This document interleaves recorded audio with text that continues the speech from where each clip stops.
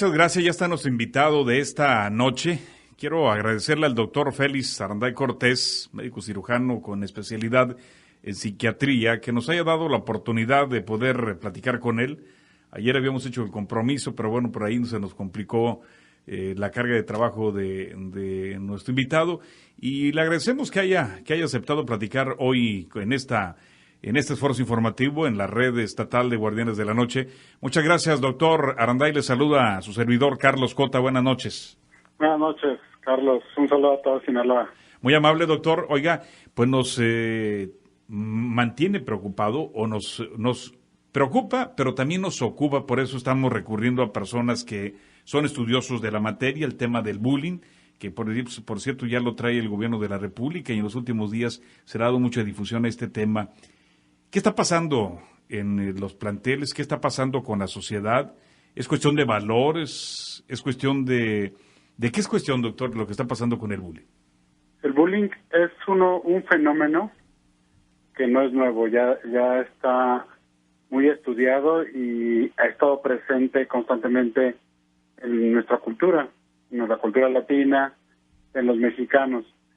Últimamente se le ha dado más difusión, definitivamente es por los medios electrónicos. Sin embargo, las cifras de víctimas relacionadas a bullying o acoso escolar han crecido de una manera relativamente poco significativa. Lo que ha cambiado, en definitiva, es el impacto del fenómeno sobre las víctimas. Cada vez se vuelve la violencia expresada en los planteles escolares de mayor alto impacto. Ha pasado de golpes a disparos de arma de fuego, a situaciones donde se pone en riesgo la vida o la función de algún órgano. La incidencia no ha cambiado. Lo que ha cambiado es el grado de violencia. O sea, siempre ha existido el bullying, pero hoy hay más agresividad, ¿sería esto? Sí, la violencia es un fenómeno que prácticamente entraña la naturaleza de los seres humanos. Los seres humanos somos violentos. Sin embargo, en las últimas décadas, la violencia se está convirtiendo en un fenómeno impredecible, y más en México. En México la violencia se ha asociado a factores políticos, sociales, culturales, y francamente los podemos resumir en el debilitamiento del lazo social, institucional, familiar.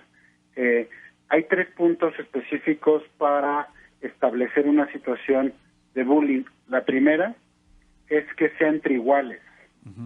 Un niño o un adolescente enfrentando a otro adolescente es bullying. Muchas veces se confunde con agresiones de los maestros hacia los alumnos. Si participa un mayor, esta condición ya no se conoce como bullying, es agresión, pues inducción a la violencia, que es algo que me gustaría señalar. Entonces, para que se dé el fenómeno del acoso escolar o bullying, debe de existir un sujeto que es tomado como víctima, un testigo y el agresor. Pero entre iguales. Entre iguales. Y sobre todo una ganancia o una satisfacción psicológica o social. Pero ¿cuál es la causal, doctor? ¿Cuál es la causal? ¿Qué está bien entiendo que siempre ha existido, pero quizás hoy por las redes sociales, por la difusión que le hemos dado, nos hemos venido impactando por el tipo de agresión, porque a lo mejor nos enteramos que antes había el bullying, pero no nos dábamos cuenta de qué tipo de agresividad existía, y hoy, como son evidentes, pues nos espantamos, ¿no? Sí, hay un factor claro y crítico. Se ha visto por las pocas estadísticas que se tienen que este fenómeno se presenta más en escuelas. La violencia, hay 2 tipos de violencia en el bullying: la violencia psicológica y la violencia física. Las agresiones psicológicas o las agresiones físicas. Las agresiones físicas, que es en este momento a las que se le está dando más difusión, se presentan en instituciones en México, en instituciones públicas. Eso es un dato muy importante. En instituciones públicas. En instituciones públicas. Y esto es un dato muy importante porque se ha encarecido la figura del profesor, del maestro. Por distintos motivos se ha socavado la figura del maestro y se le ha colocado en una posición de desprotección frente a los alumnos. Entonces ya no es un factor mediador. Existen una serie de medidas que se introdujeron sin un cambio de fondo, como los derechos de los niños. A los maestros se les imposibilita alzar la voz, si tocan a un niño están perdidos. Entonces, poco a poco, hay fenómenos como instituciones dentro de las secretarías de educación pública que se encargan de sancionar a los maestros y de investigaciones muy profundas ante hechos simplemente señalados por los menores. Esta situación es un arma de dos filos, porque si bien protege el maltrato de los maestros hacia los alumnos, disminuye y debilita francamente la figura del maestro. Hay niños que adoptan conductas oposicionistas y francamente desafiantes con las figuras, con los profesores, a punto donde los imposibilitan. Entonces, este debilitamiento de la institución favorece que los fenómenos de violencia, que son con mayor alta incidencia en los adolescentes, en las secundarias, se den prácticamente sin la mediación de un adulto, porque si intervienen, pierden. Si no intervienen, pierden. Entonces, los maestros regularmente adoptan una posición por voltear la cabeza y mirar a otro lado. Es notorio, doctor, la sintomatología, es evidente, se puede detectar fácilmente cuando hay un caso de bullying.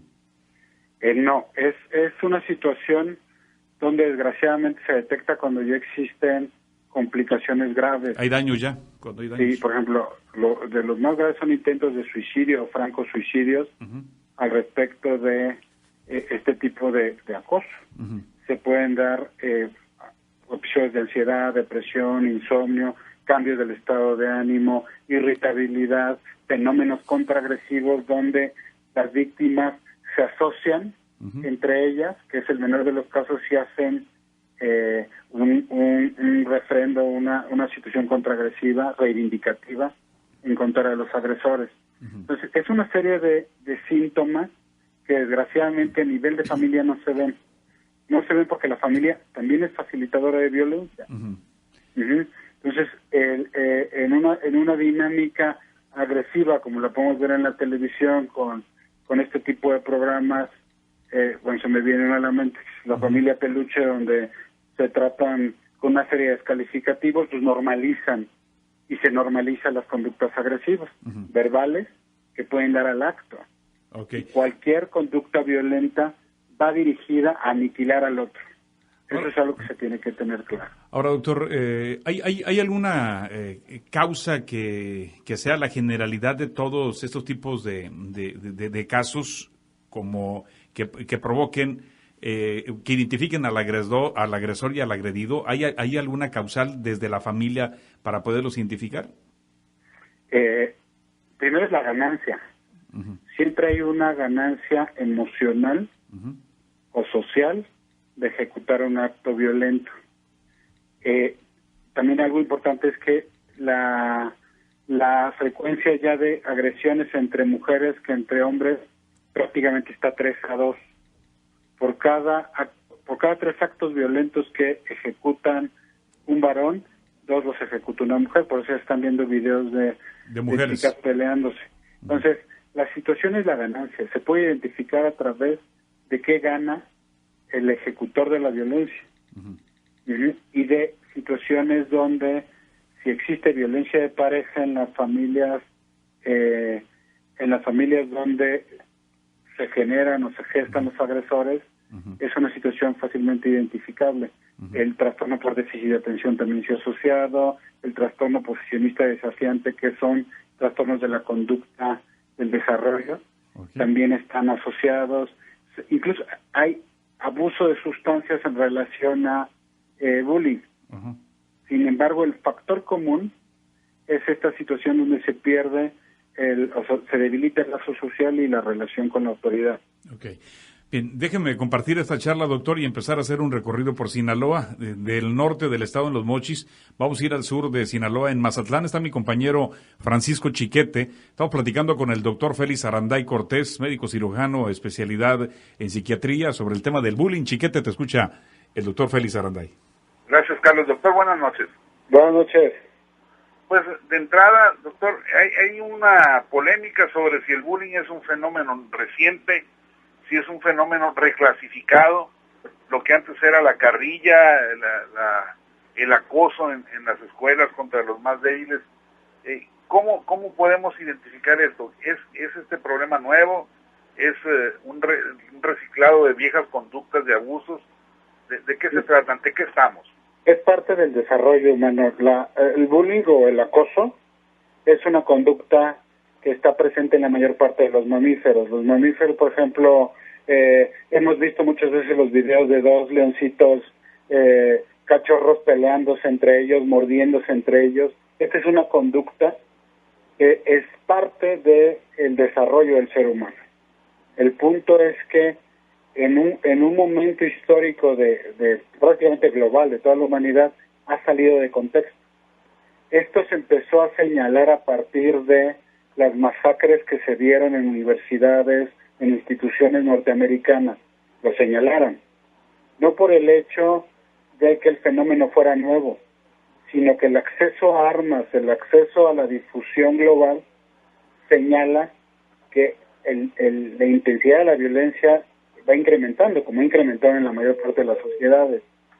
Esta situación está presente desde las películas de Pedro Infante, donde vemos a Chachita, no me acuerdo del personaje, donde se le está rodeada por sus amiguitas que le decían que era pobre y le hacían la carrilla, el síndrome del chivo expiatorio. Prácticamente está en toda la historia el desarrollo, y más en Latinoamérica y en Norteamérica. Y esto, doctor, pues una de las cosas a las que se le atribuye el crecimiento es a las redes sociales. ¿Es crecimiento o es mayor divulgación? No, es que al poderlo divulgar, tengo más gratificación emocional. O sea, al yo poder divulgar un acto violento donde fui el vencedor, entre comillas, tengo la posibilidad de ser visto por más personas en tiempo real y convertirme, aunque sea a través de la violencia, existir. Existo dentro de esta situación o esta globalización donde soy alguien, aunque sea cosiéndome a piñazos, justamente por un fenómeno al inverso. El ser humano que está quedando en esta hiperinformación cada vez en más solitario, en situaciones de aislamiento, donde si bien puedo hablar con alguien en China, pues no tiene nadie con quien tomarse un café, y eso socava al ser humano. Entonces, estos son los dos fenómenos que han cambiado. Ahora, doctor, usted mencionaba un programa en específico. A mí me ha llamado la atención desde hace tiempo el modelo cultural que están imponiendo. No solo es el programa, los actores esgrimen un tipo de diversión, un tipo de comedia basada en la violencia verbal, en la agresión. Y ya desde hace rato venía la agresión no solo en los chistes, sino al propio público. Usted recordará cómicos como Polo Polo u otros que agreden al que pagó por irlos a ver, y la gente le gusta, le satisface. Estamos ante un fenómeno ya no de coyuntura, sino de cultura general, que se ha ido imponiendo un nuevo tipo de conducta en los espectáculos. Sí, pero esto no es cualquier cosa. Alimentar este tipo de conducta siempre va dirigido hacia una estructura.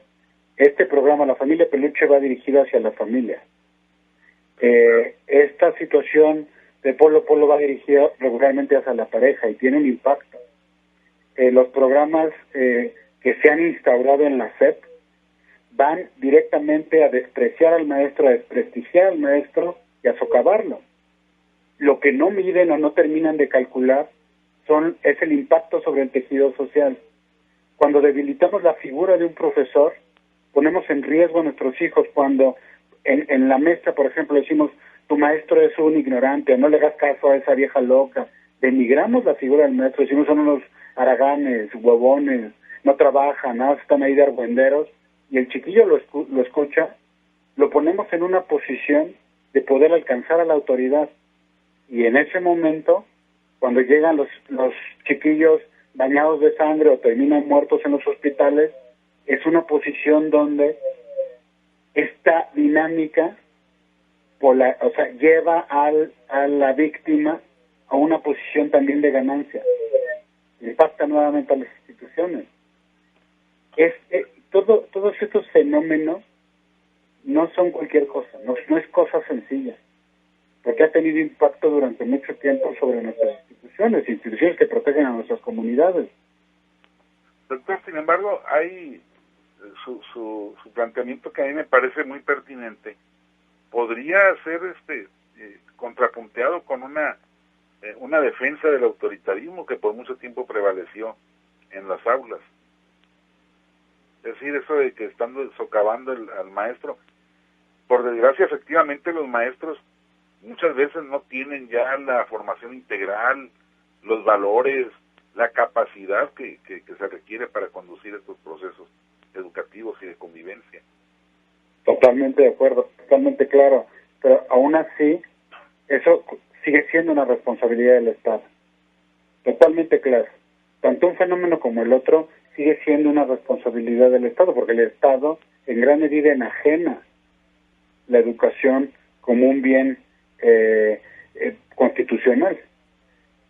Sin embargo, a lo que nos lleva y lo que tenemos que observar es al interior de la familia la regulación de las figuras de autoridad, porque en edades como es la adolescencia no se puede carecer de una figura de autoridad a ese nivel.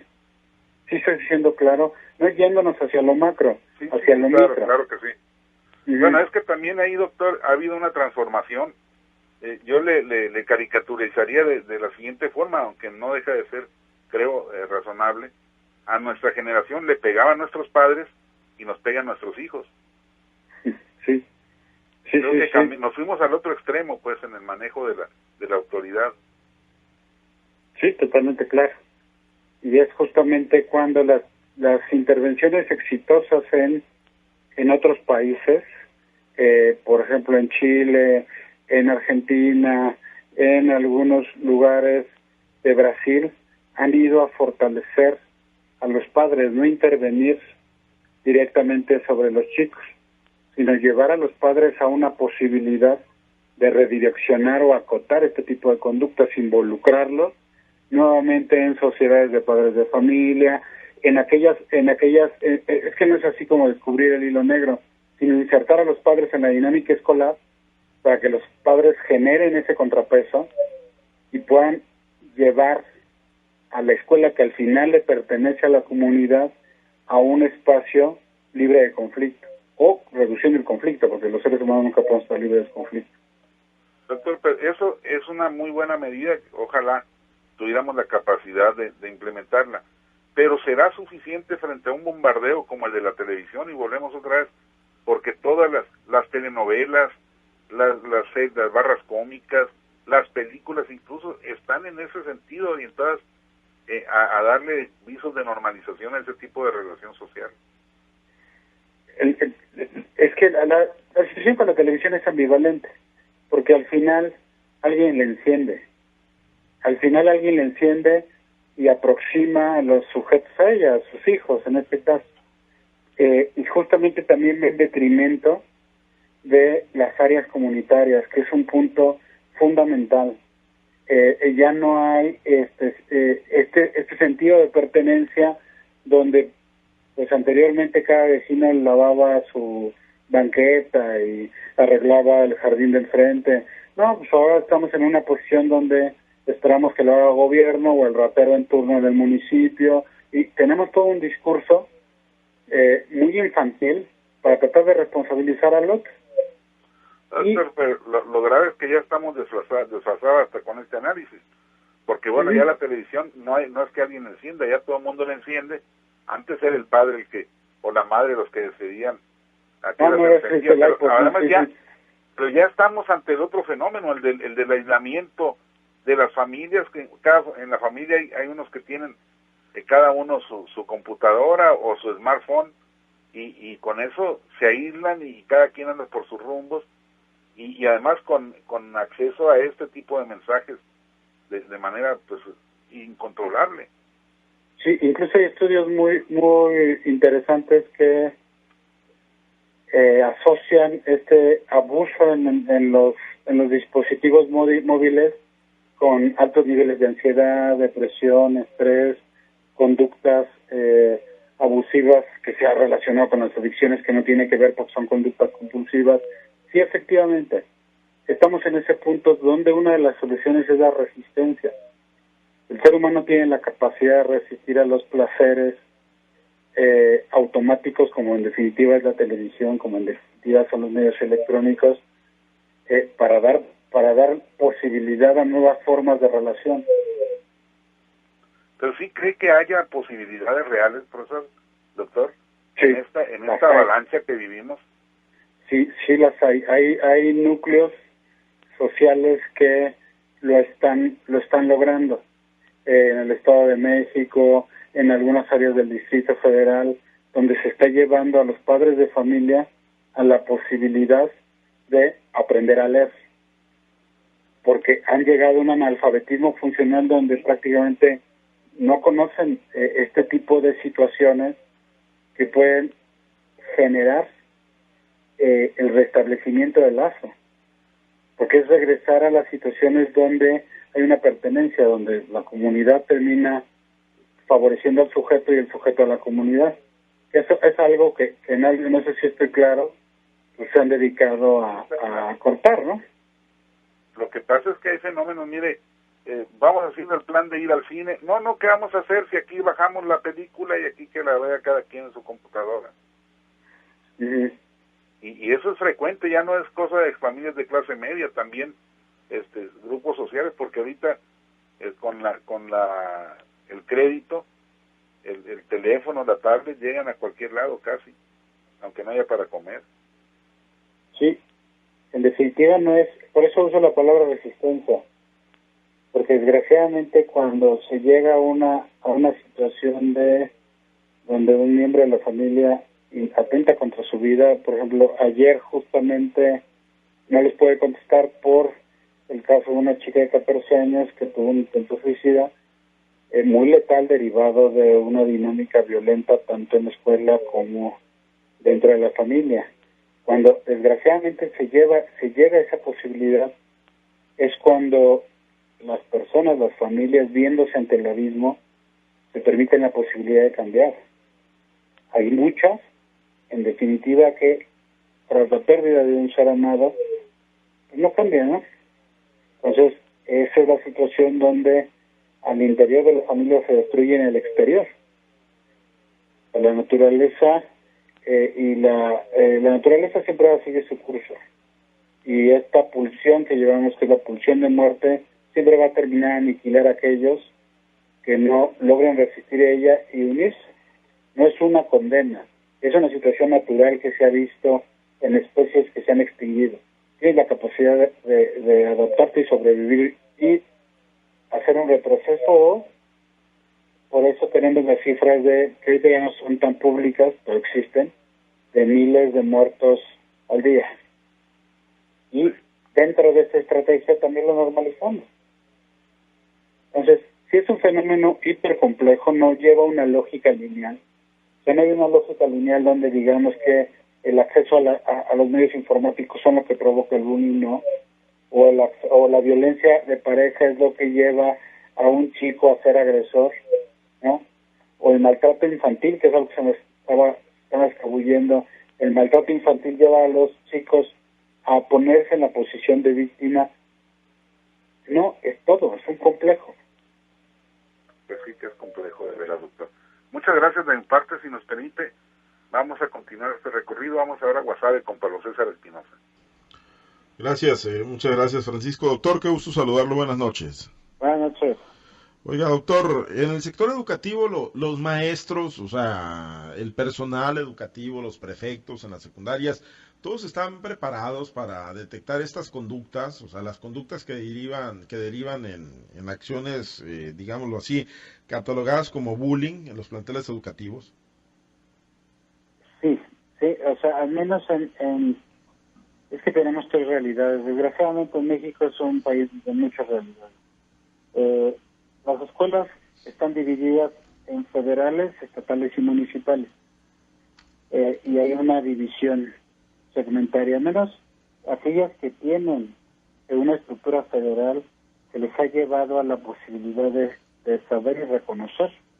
En el Distrito Federal existió un programa donde se llevó a los profesores de una manera directa y concreta a poder participar en la estructura de los programas, en el aterrizaje y en la implementación.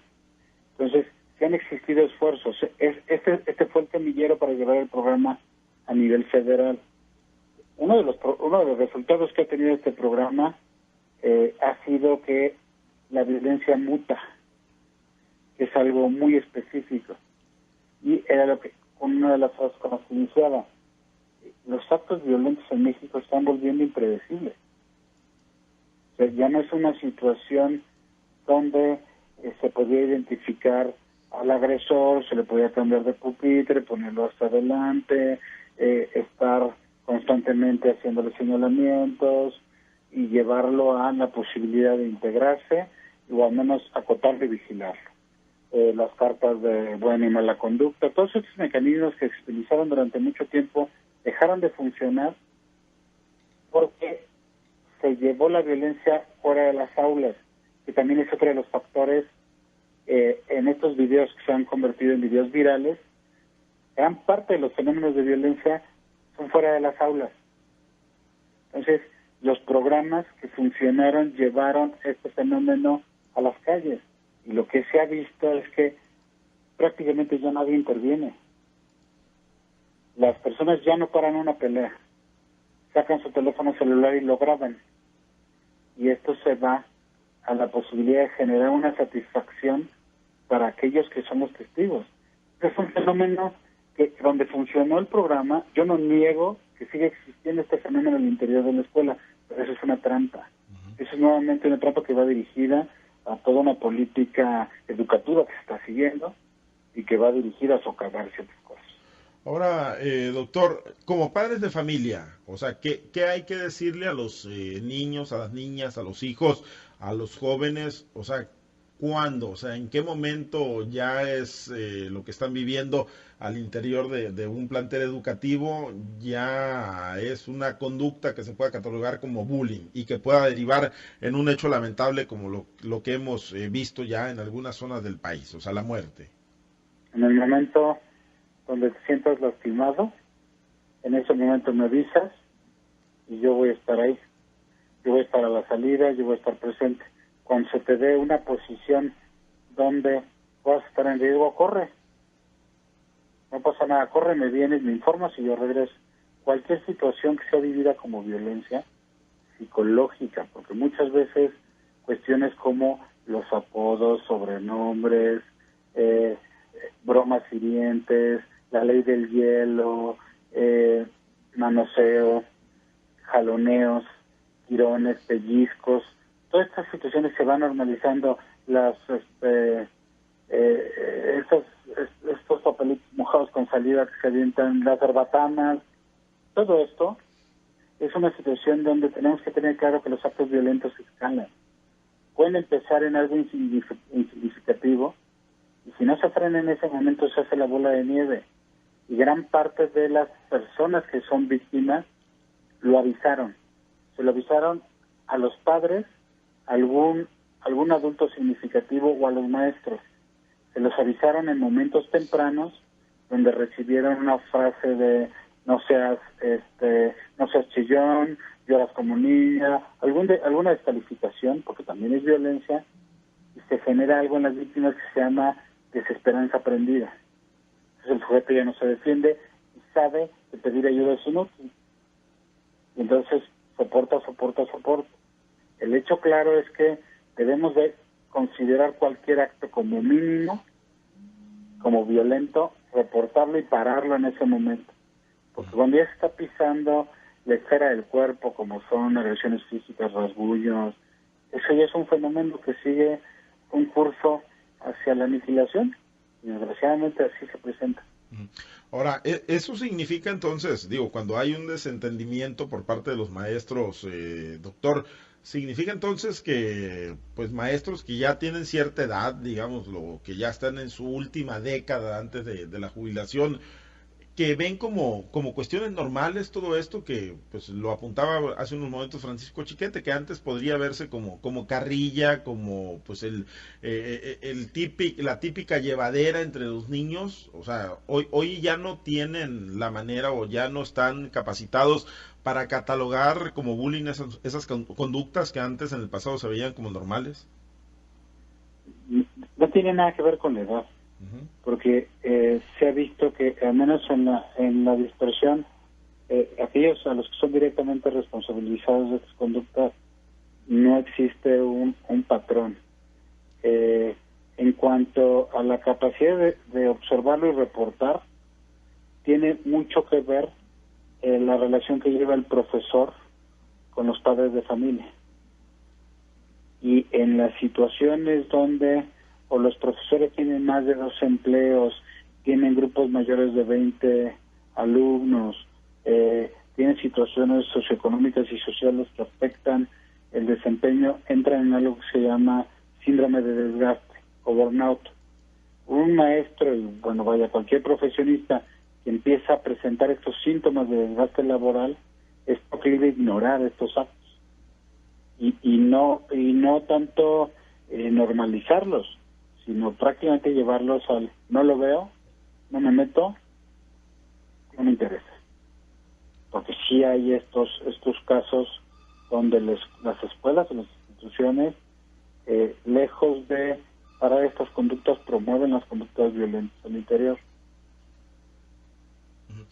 Muy bien, doctor Félix Aranday, pues muchas gracias de mi parte. Si me lo permite, vamos a ir a la región del Ébora. En Guamúchil está mi compañero Carlos Orduño. Carlos, platicamos con el doctor Félix Aranday Cortés. Adelante, Carlos.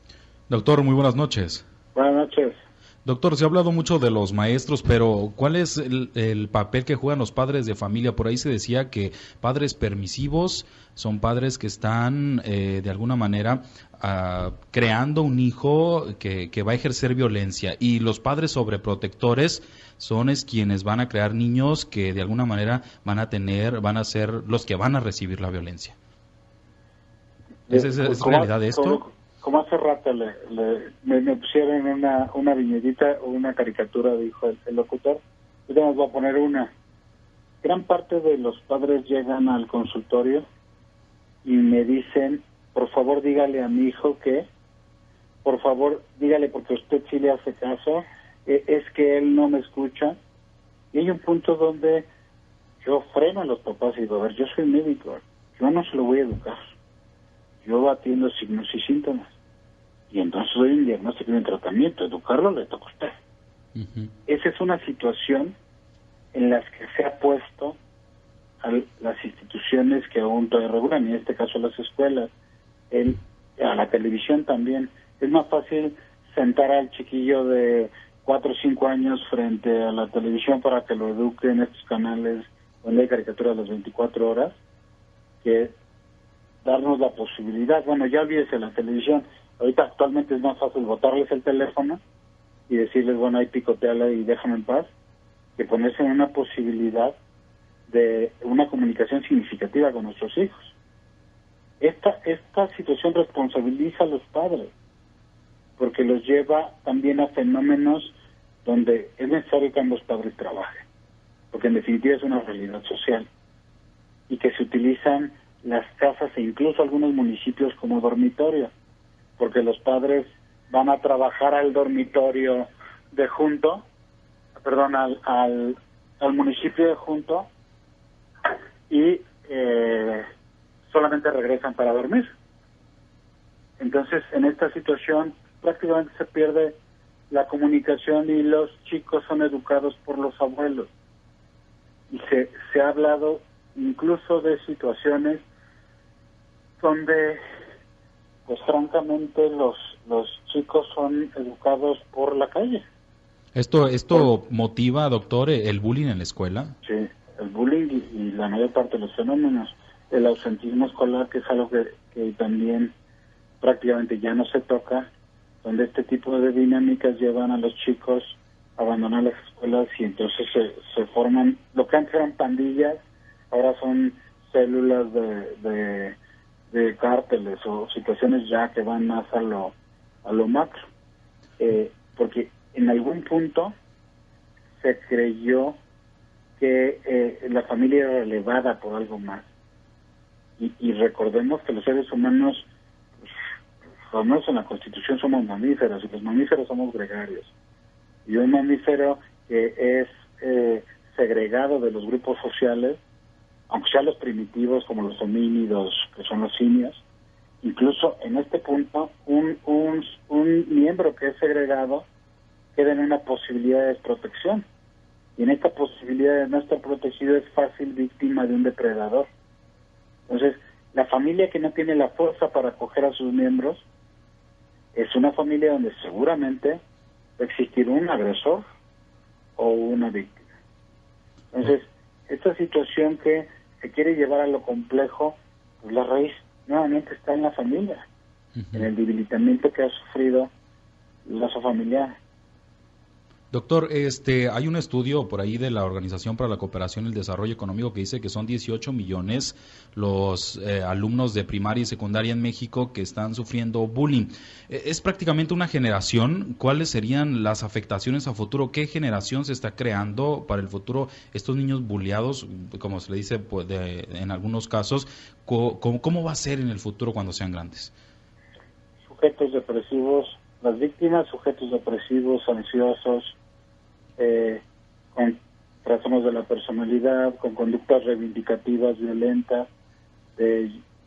Sinceramente, estos chicos que fueron víctimas son a la larga adultos que por 200 pesos te bajan del automóvil y te pegan 2 tiros en la vía pública. Y entonces es cuando decimos, pero ¿de dónde salieron estos monstruos? Pues ¿de dónde salieron? De este tipo de células donde se está excluyendo. Entonces, al menos desde mi área de conocimiento, ese tipo de fenómenos que se presentan en las víctimas, como estrés postraumático, que incapacita a los sujetos, o hasta incluso es factor de eclosión de esquizofrenia y otros trastornos psicóticos. El bullying o el acoso, cualquier tipo de acoso, puede llevar al sujeto a inicialmente una situación de enfermedad física, después enfermedad psicológica y a punto de la muerte. Entonces, lo que se vislumbra o lo que se ha estado comentando es estas sociedades basadas en nuevamente en la fuerza. Y lo vemos en la pelea, en la aniquilación del otro. ¿Podría haber una recomendación para las personas, para los padres de familia, doctor? Sí, lo básico. No minimicen los actos violentos. Un jaloneo, una burla, cuando se detiene a tiempo, un apodo, la ley del hielo que se hace mucho en México, no te hablo, te aíslo, todos estos actos, cuando se frenan a tiempo, hacen que los chicos sepan que hay alguien que los está soportando, alguien que los respalda, y afirman a los padres como defensores de sus hijos. Porque muchas veces los padres no reclaman porque son igual de temerosos. Pero si llevan a la posibilidad del chico de sentirse defendido y al padre de defender, se restablece esa comunicación y se puede pasar a resistencia, no a resistir, y buscar otras soluciones. Ok, muchas gracias, doctor. Es todo de mi parte. Regresamos con mi compañero Carlos Cota y a Los Mochis. Muchas gracias, mi estimado Carlos Orduño. Pues muchas gracias, doctor, por permitirnos hacer este recorrido virtual por Sinaloa y poder platicar de este tema que hoy nos ocupa y nos preocupa también, el bullying. Hombre, muchas gracias. Saludos, Sinaloa. Espero estar por allá pronto. Bien, por acá lo esperamos, doctor. Muy amable por atender el llamado. Gracias y muy buenas noches. Buenas noches, muy amable. Bueno, pues ahí está parte de estos secos del doctor Félix Aranday, psiquiatra, tema del bullying. Ojalá que algunos datos y de las recomendaciones que nos compartía hayan podido aprovecharlas para poder identificar algún posible problema ahí en casa. Muchas gracias, ya está nuestro invitado de esta noche. Quiero agradecerle al doctor Félix Aranday Cortés, médico cirujano con especialidad en psiquiatría, que nos haya dado la oportunidad de poder platicar con él. Ayer habíamos hecho el compromiso, pero bueno, por ahí se nos complicó la carga de trabajo de nuestro invitado, y le agradecemos que haya aceptado platicar hoy en este esfuerzo informativo en la red estatal de Guardianes de la Noche. Muchas gracias, doctor Aranday. Le saluda a su servidor, Carlos Cota. Buenas noches. Buenas noches, Carlos. Un saludo a todos, Sinaloa. Muy amable, doctor. Oiga, pues nos mantiene preocupado, o nos preocupa, pero también nos ocupa. Por eso estamos recurriendo a personas que son estudiosos de la materia, el tema del bullying, que por cierto ya lo trae el gobierno de la República, y en los últimos días se ha dado mucha difusión a este tema. ¿Qué está pasando en los planteles? ¿Qué está pasando con la sociedad? ¿Es cuestión de valores? ¿Es cuestión de qué es cuestión, doctor, lo que está pasando con el bullying? El bullying es un fenómeno que no es nuevo, ya está muy estudiado y ha estado presente constantemente en nuestras redes culturales, y francamente lo podemos resumir en el debilitamiento del lazo social, institucional, familiar. Hay 3 puntos específicos para establecer una situación de bullying. La primera es que sea entre iguales. Uh-huh. Un niño o un adolescente enfrentando a otro adolescente es bullying. Muchas veces se confunde con agresiones de los maestros hacia los alumnos. Si participa un mayor, esta condición ya no se conoce como bullying, es agresión, uh-huh, pues inducción a la violencia, que es algo que me gustaría señalar. Uh-huh. Entonces, para que se dé el fenómeno del acoso escolar o bullying, debe de existir un sujeto que es tomado como víctima, un testigo y el agresor. Pero entre iguales. Entre iguales. Sobre todo una ganancia o una satisfacción psicológica o social. Pero ¿cuál es la causal, doctor? Ajá. ¿Cuál es la causal? ¿Qué está bien entiendo que siempre ha existido, pero quizás hoy por las redes sociales, por la difusión que le hemos dado, la cultura latina, en los mexicanos. Últimamente se le ha dado más difusión, definitivamente es por los medios electrónicos. Sin embargo, las cifras de víctimas relacionadas a bullying o acoso escolar han crecido de una manera relativamente poco significativa. Lo que ha cambiado, en definitiva, es el impacto del fenómeno sobre las víctimas. Uh-huh. Cada vez se vuelve la violencia expresada en los planteles escolares de mayor alto impacto. Ha pasado de golpes a disparos de arma de fuego, a situaciones donde se pone en riesgo la vida o la función de algún órgano. Uh-huh. La incidencia no ha cambiado. Lo que ha cambiado es el grado de violencia.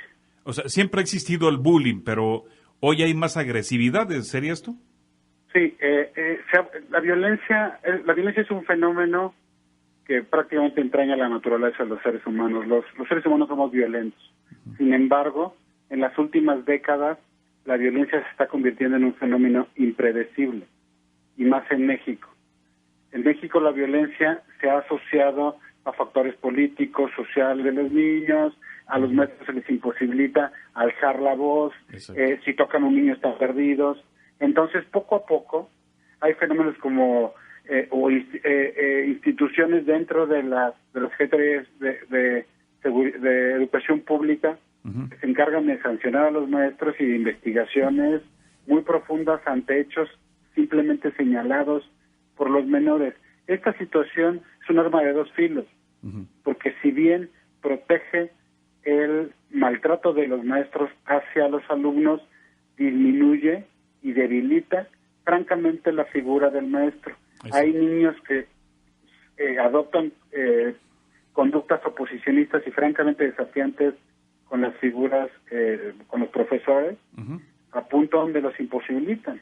Uh-huh. Entonces, este debilitamiento de la institución favorece que los fenómenos de violencia, que son con mayor alta incidencia en los adolescentes, en las secundarias, se den prácticamente sin la mediación de un adulto, porque si intervienen, pierden. Uh-huh. Si no intervienen, pierden. Uh-huh. Entonces, los maestros... Hemos venido impactando por el tipo de agresión, porque a lo mejor nos enteramos que antes había el bullying, pero no nos dábamos cuenta de qué tipo de agresividad existía, y hoy como son evidentes, pues nos espantamos, ¿no? Sí, hay un factor claro y crítico. Se ha visto por las pocas estadísticas que se tienen que este fenómeno se presenta más en escuelas. La violencia, hay dos tipos de violencia en el bullying: la violencia psicológica y la violencia física. Las agresiones psicológicas o las agresiones físicas. Las agresiones físicas, que es en este momento a las que se le está dando más difusión, se presentan en instituciones en México, en instituciones públicas. Eso es un dato muy importante. En instituciones públicas. En instituciones públicas. Y esto es un dato muy importante porque se ha encarecido la figura del profesor, del maestro. Por distintos motivos se ha socavado la figura del maestro y se le ha colocado en una posición de desprotección frente a los alumnos. Entonces ya no es un factor mediador. Existen una serie de medidas que se introdujeron sin un cambio de fondo, como los derechos